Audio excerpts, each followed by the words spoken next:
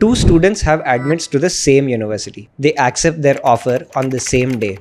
Yet, one receives their I20 within a few days, whereas the second one doesn't hear back for several weeks. So what has happened here? Is this purely random?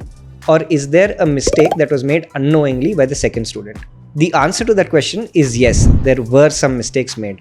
In this video, I'm going to cover these unknowing innocent mistakes that could delay you receiving your I20 and subsequently your visa process.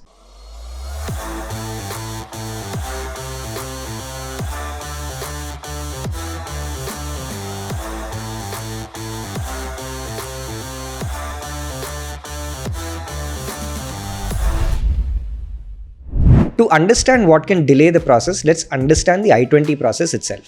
The I20 is your final official order of admission that conveys three things to the US visa officers. Number one, that you've been admitted to the program. Number two, that you've demonstrated enough financial ability to fund your education at that university.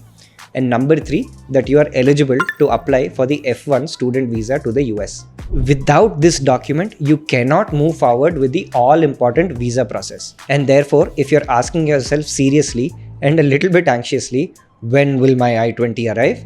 Then you're probably asking the right question. The most important step for you to secure your I20 is showing your financial documentation, because the university needs to know that you can afford your education before issuing that final document. The way you show financial ability to fund your education is your certified bank statements, loan sanction letters, or financial affidavits. These are the three broad types of documents that you show. If any of these documents are incomplete, unclear, or not in the right format, the university will reject them and will ask you to submit a new document. And every time this happens, your process of securing your I20 gets delayed by several days or weeks, which prevents you from moving forward in the visa process. Document formatting is incredibly important because some universities have very specific requirements. These could be minimum balance requirements, currency conversion clarity, and document validity timelines. If you're not complying with this, the university will reject the document and the process gets delayed again. Most students who get their I20s faster simply have it because their documentation was on point. And the way you prepare for that is by going through the requirements with a great level of detail earlier.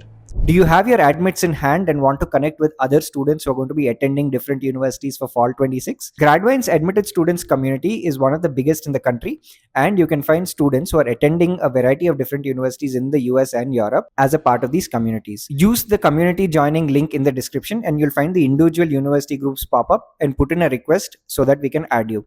Here you can coordinate and discuss rental, living, logistics, travel, or even discussing between multiple universities all in one place. Join that today.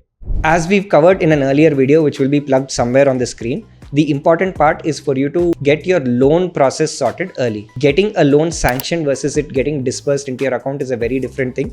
You can get a loan sanctioned without any financial implications, and that could be critical in order for you to get the I20 fast. If you're delaying that process, the documentation can't go through and the entire visa process gets delayed. The next aspect is also analysis paralysis. A lot of times, students have admits to multiple universities and they keep delaying the decision of picking one for weeks. You have no choice but to expedite that process, because you will have to go through the documentation process only after you've decided on that university. One final tip before I conclude. You can always write emails to the university to try and expedite your I20 process. If your documentation is all in line and you've not received communication for a week, you can remind the university authorities you're in touch with that visa wait times in India can be incredibly high, and them expediting the process and asking you for any additional requirements or documentation sooner would greatly aid you in getting your visa and showing up to the university.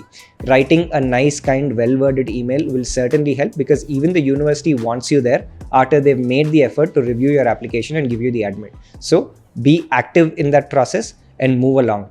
If you watched this video until this point, I'm sure you liked it. Why don't you subscribe?